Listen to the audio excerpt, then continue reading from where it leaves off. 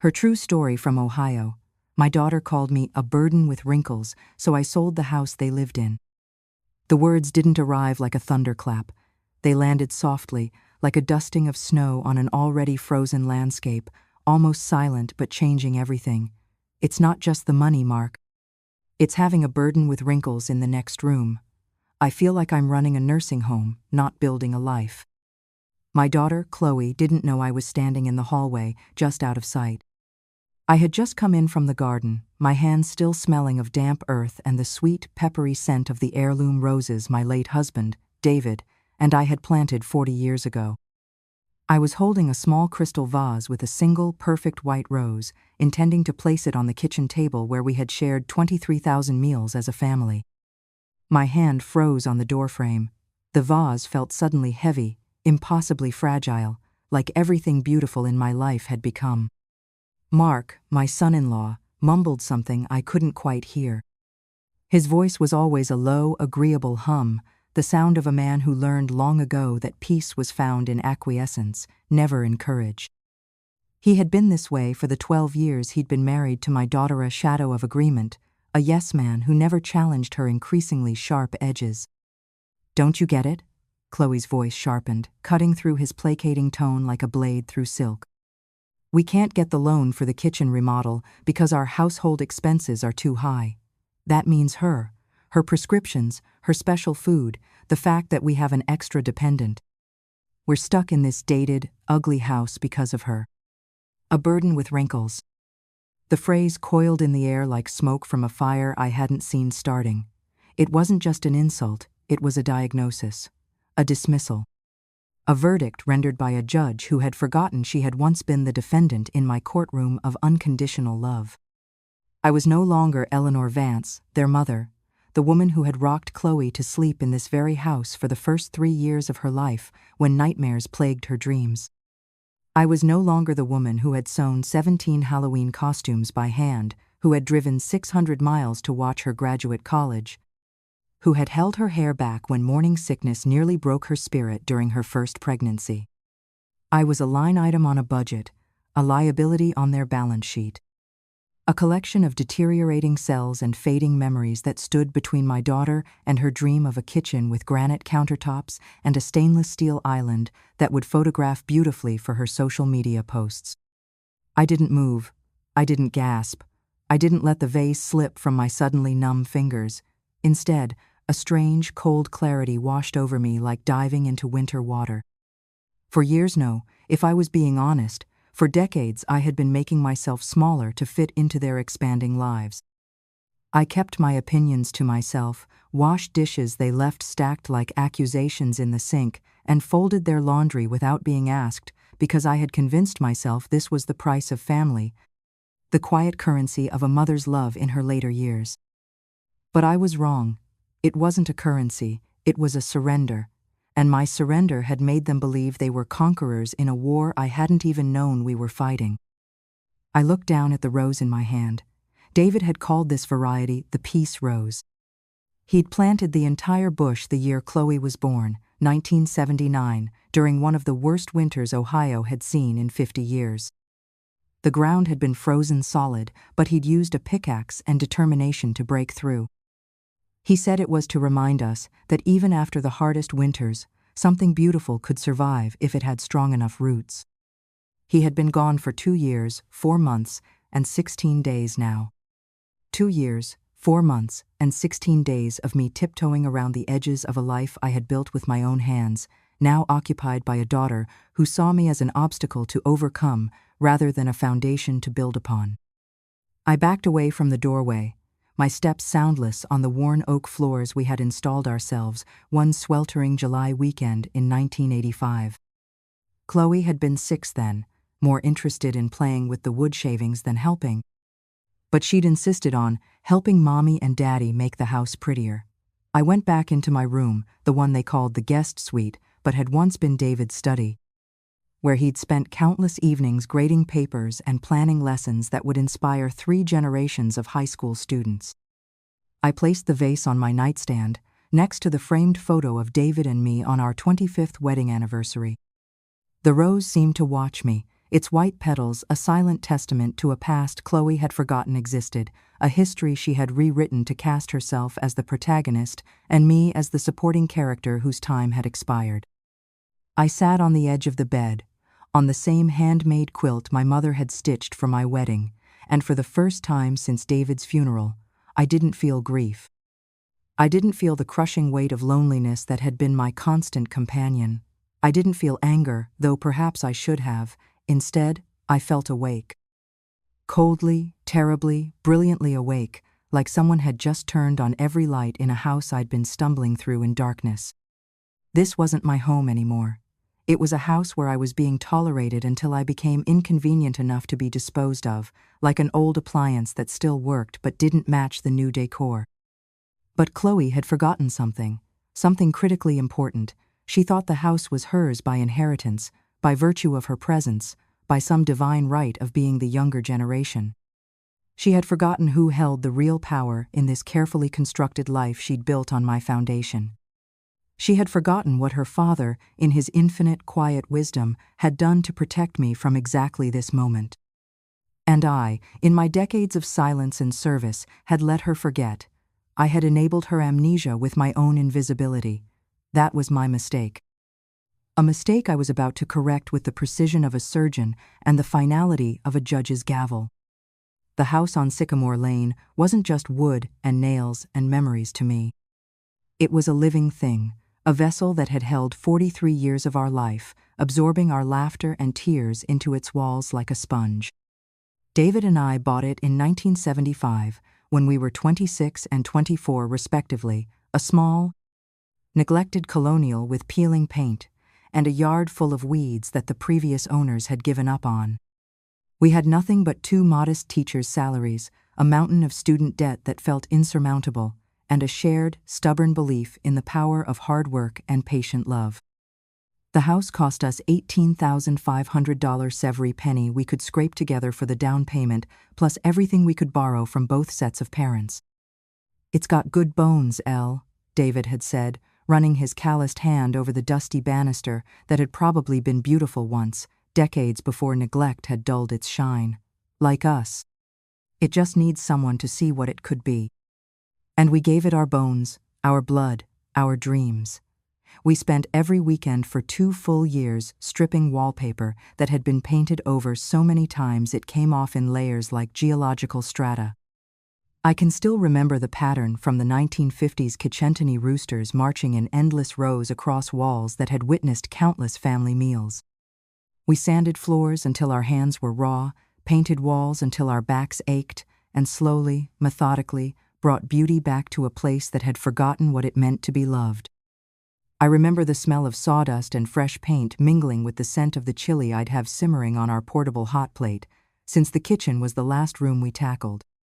Chloe was just a toddler then, barely 2, her laughter echoing through the empty rooms as she chased dust bunnies across the floor and helped by carrying paintbrushes that were bigger than her tiny hands. This house had watched her grow. It held the pencil marks on the doorframe of the pantry, carefully marking her height every birthday from age 3 to 18. It remembered the sound of her first skinned knee on the porch steps when she was learning to ride her bike.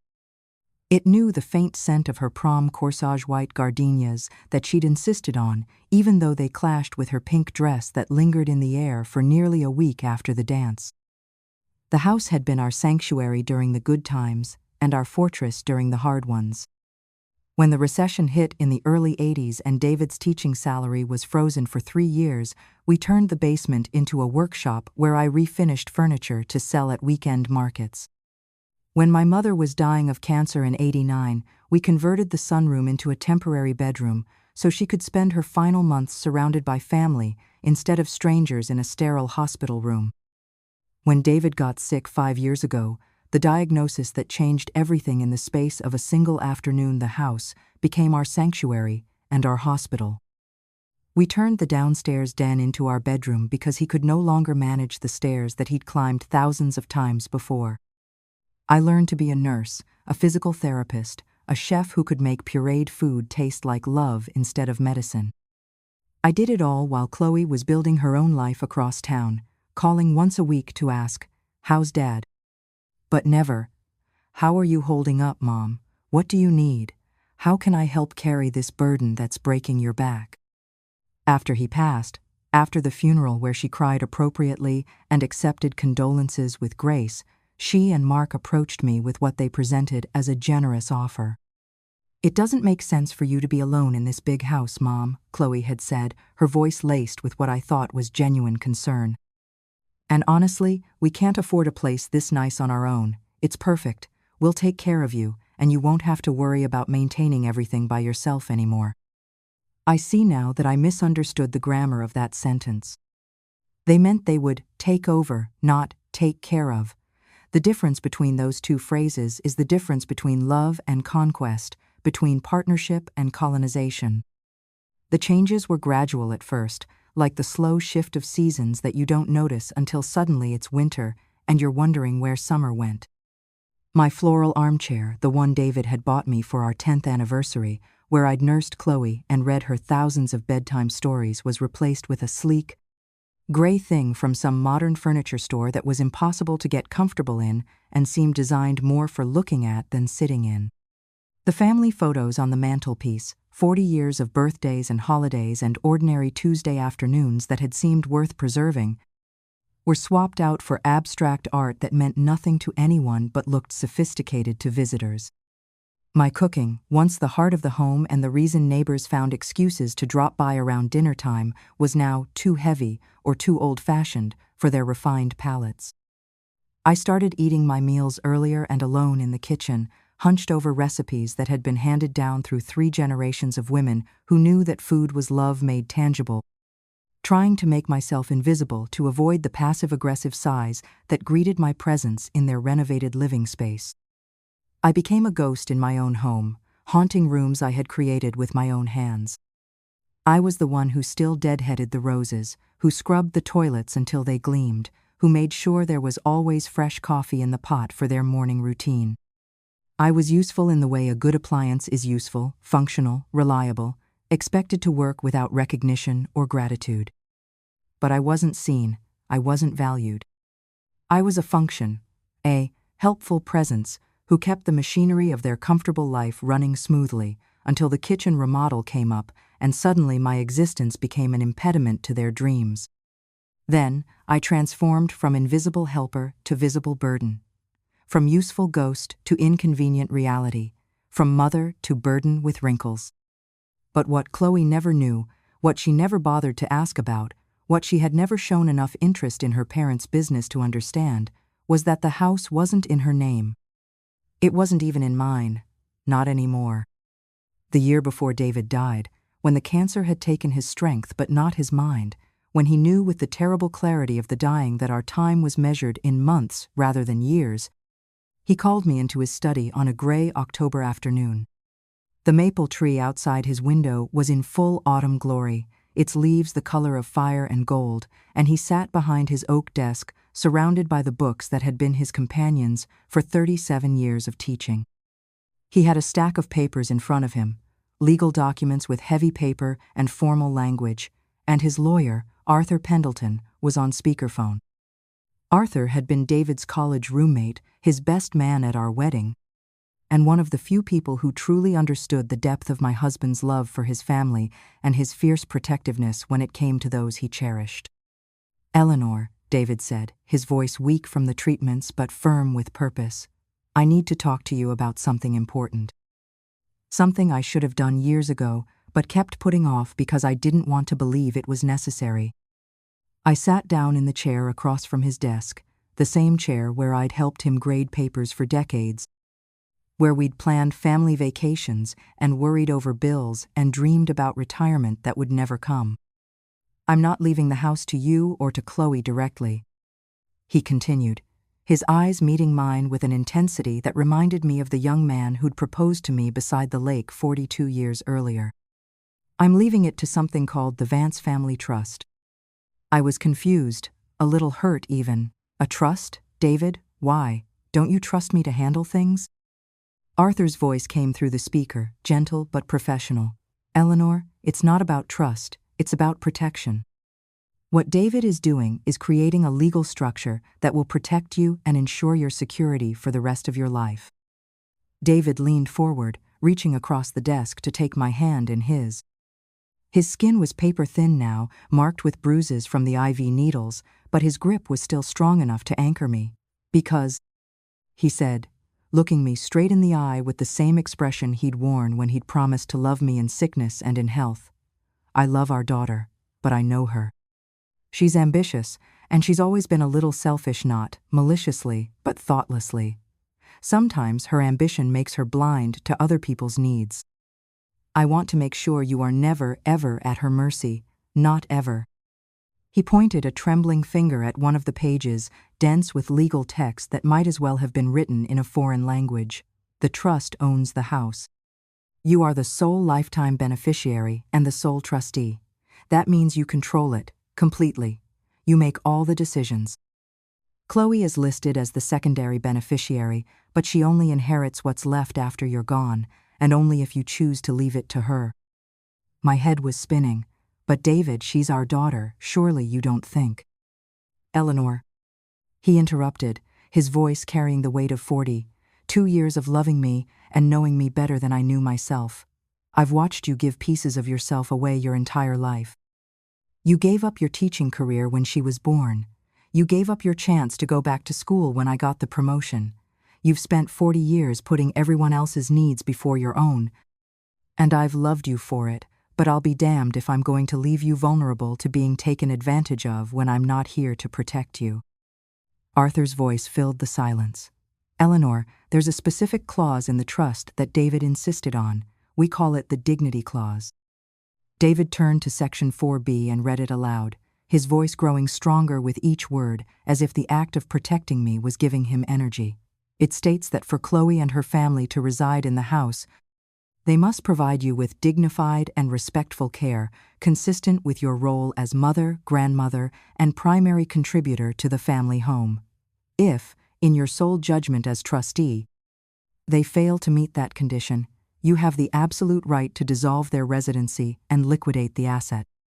Liquidate the asset? I whispered, the business-like language making something as emotional as our family home sound cold and transactional. You mean, sell the house? I mean, David said, his eyes filling with a fierce, protective love that burned brighter than the autumn leaves outside his window. You get to kick them out, Eleanor. You get to sell the house out from under them if they don't treat you with the respect you deserve. It's an emergency cord, like the one on a train. I pray to God you never have to pull it, but if you do, it will stop everything immediately and permanently. He squeezed my hand tighter. Promise me something. Promise me that if she ever makes you feel small, if she ever treats you like a burden instead of a blessing, if she ever forgets that you are her mother and not her servant, you'll use this power. Don't suffer in silence to keep the peace. You've kept enough peace in your lifetime. I had promised him, though I never believed I would need to keep that promise. I put those trust documents in safe deposit box 312 at Ohio Savings, loaned the week after the funeral. Sealed away with my marriage certificate and David's life insurance policy and the deed to the cemetery plot where we would eventually lie side by side. I hadn't looked at them since. I hadn't wanted to look at them. I had wanted to believe in the daughter I had raised, not the one her father had foreseen with the clarity that comes from truly knowing someone's character. But as I sat in my room, the phrase, "a burden with wrinkles," echoing in the silence like a bell that couldn't be unrung, I understood. David hadn't been cynical. He hadn't been paranoid. He had been a realist. He had seen the seeds of what Chloe could become and had given me a shield to protect myself from the harvest of those seeds. I had left that shield hanging on the wall, untouched and unused, believing that love would be enough, that the bonds of family would hold, that the daughter who had once climbed into my lap for comfort would never be the woman who called me a burden.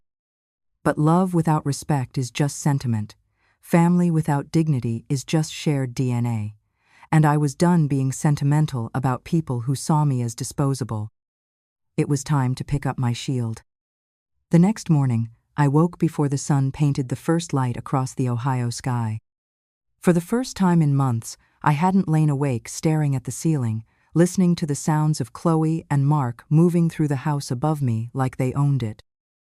Instead, I had slept the deep, dreamless sleep of a person who had finally made a decision after months of unconscious torture. I moved with a quiet purpose I hadn't felt in years, maybe decades.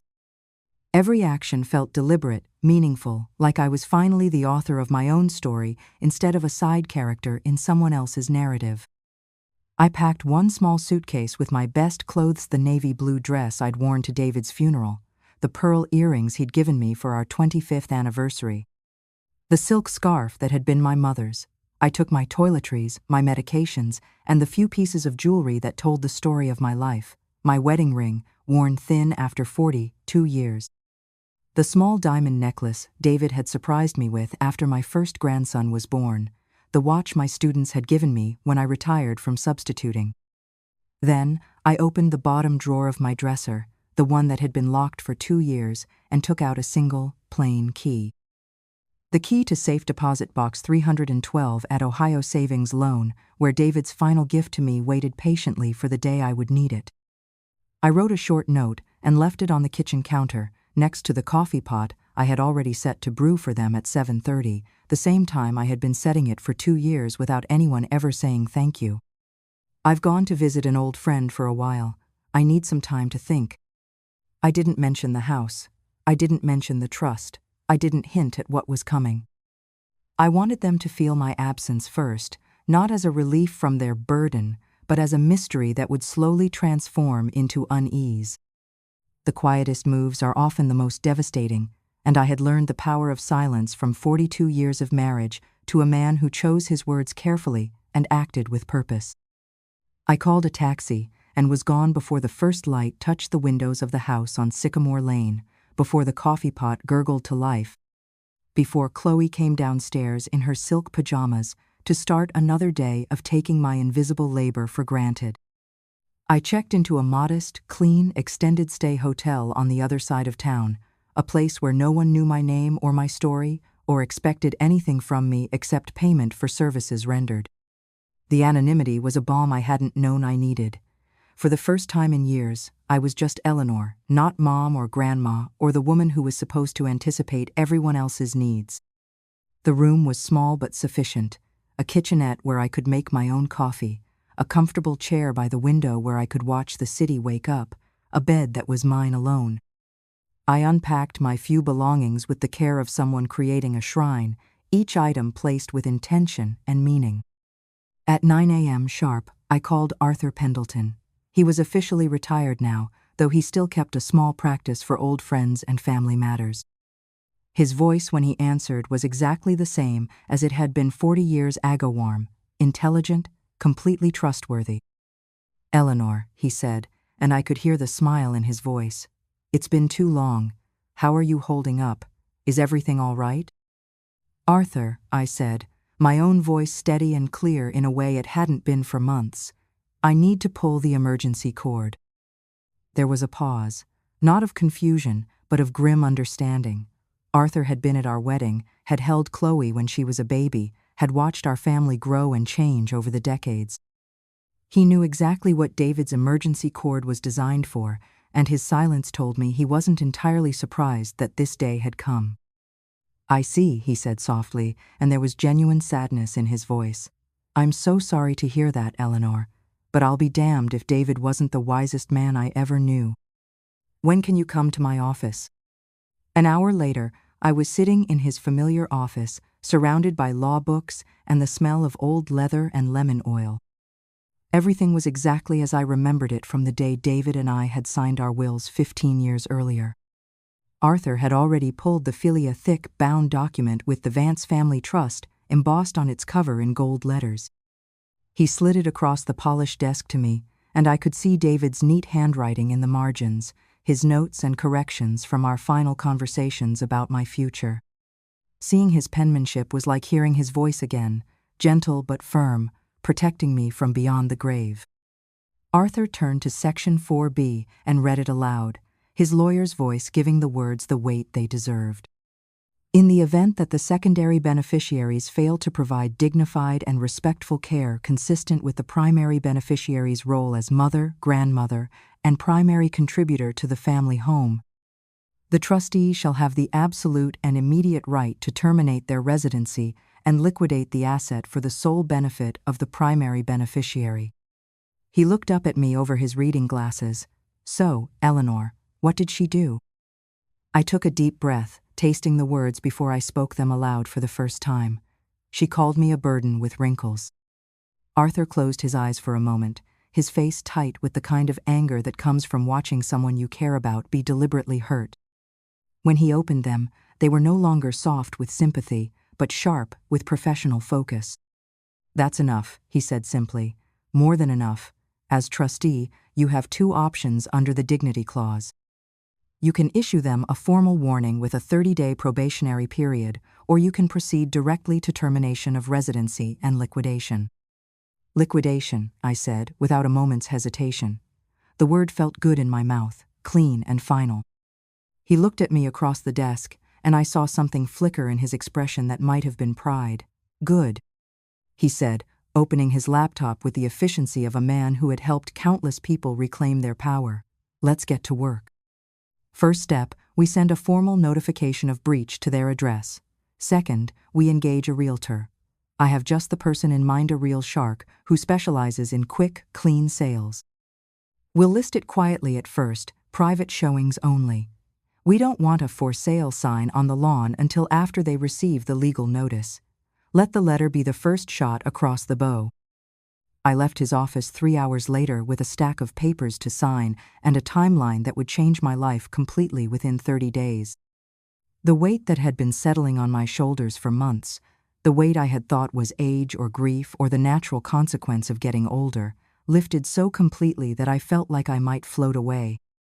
It hadn't been age at all. It had been the slow, crushing accumulation of being unseen, unheard, and unvalued by the people who were supposed to love me most. And now, for the first time in years, I was taking action instead of absorbing punishment. That afternoon, I met the realtor, a sharp woman named Maria Gonzalez, at a quiet coffee shop downtown. She was exactly what Arthur had promised: professional, efficient, and completely uninterested in the emotional complexity of family drama. To her, this was business, and that cold clarity was exactly what I needed. "The market is hot right now, Mrs. Vance," she said, looking over the property details I'd provided, "especially in that neighborhood. A house like that, even with dated fixtures, will have offers within a week. Full asking price, maybe more. The lot size alone is worth a fortune. Everyone wants that much land these days." She spread out comparable sales on the coffee shop table, pointing to numbers that made my head spin. Houses in my neighborhood were selling for 3 times what David and I had paid, sometimes more. The investment we'd made in love and labor had grown into something substantial, something powerful. "We'll list it as an estate sale," Maria continued, making notes on her tablet. "Makes it sound urgent, gets the serious buyers moving quickly. I'm thinking we price it to move not low but competitive. You want this done fast, right?" I signed the listing agreement with the same pen I'd used to sign my marriage certificate 42 years earlier. The stroke of ink on paper felt like signing my own Declaration of Independence, a document that proclaimed Eleanor Vance was still capable of making decisions that would reshape the world around her. For the next 2 days, I heard nothing. I knew Chloe would be enjoying the space, the quiet, the absence of her burden with wrinkles. She was probably thinking I was on a temporary, pouty vacation. A brief rebellion that would end with me returning home grateful for their tolerance of my presence. She probably felt free, unobserved, able to complain about me without worrying that I might overhear. She probably told Mark how nice it was to have the house to themselves, to make plans without considering my needs, to live like a normal couple instead of caretakers for a demanding old woman. The illusion shattered on a Wednesday morning when reality arrived in the form of certified mail.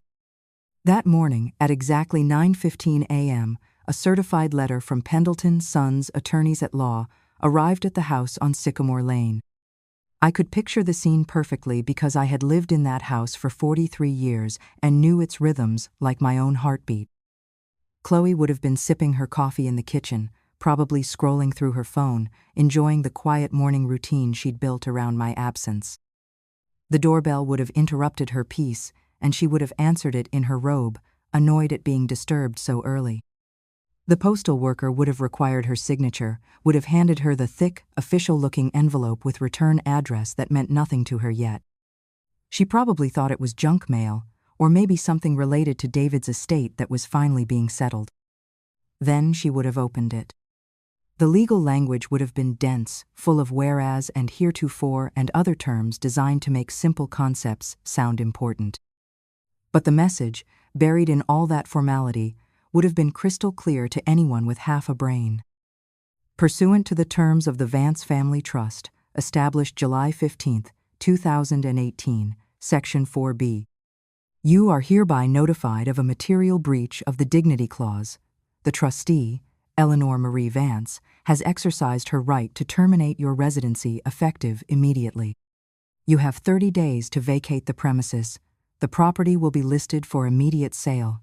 Failure to comply will result in formal eviction proceedings.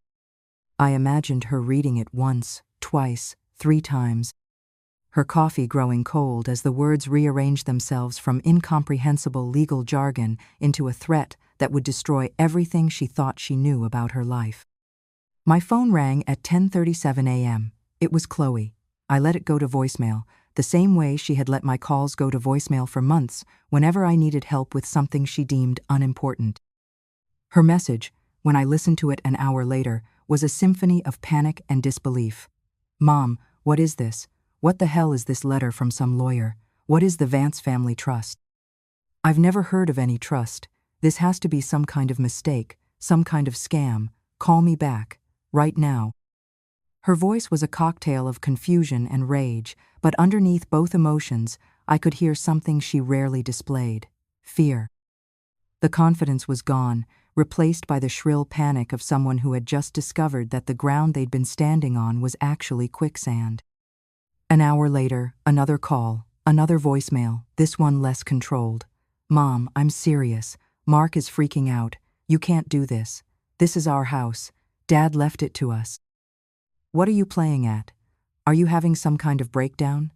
Did someone trick you into this? Call me back. They still didn't get it.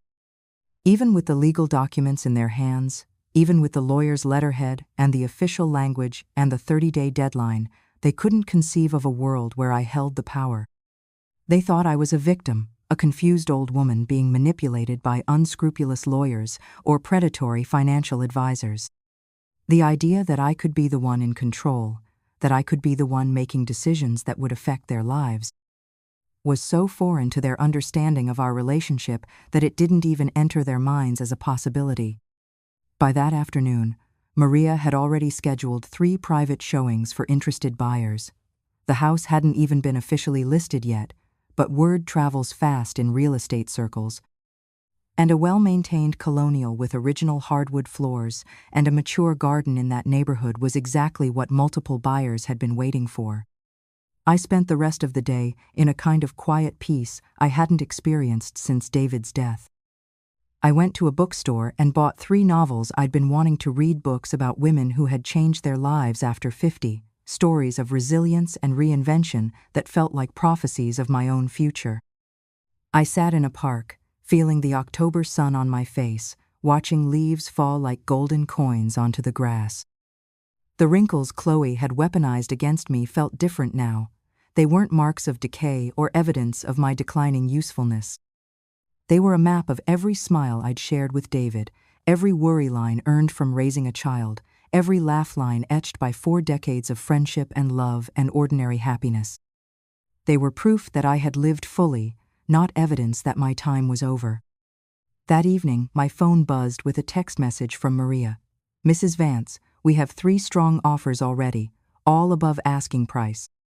One is all cash, no contingencies, 15-day close. Another is willing to go $20,000 over, asking if we can close in 10 days. What do you want to do? I stared at the message for a long moment, thinking about the house where I had learned to be a wife, a mother, a widow. I thought about the roses David and I had planted, about the floors we had refinished together, about the countless memories embedded in those walls like insects in amber. Then I thought about being called a burden with wrinkles in the hallway of my own home. I texted back a single word: sold. By sunset, the house was gone. Not just listed, not just under contract, but sold to a nice young family with twin daughters who had fallen in love with the garden and the big backyard where their children could play safely. The house they were living in, the house they thought was theirs by right of occupation, the house they were planning to renovate with money borrowed against my existence as collateral, was already gone. They just didn't know it yet. But they would know soon enough. The silence from my end was a vacuum, and it pulled all their composure and confidence into it, like debris into a tornado.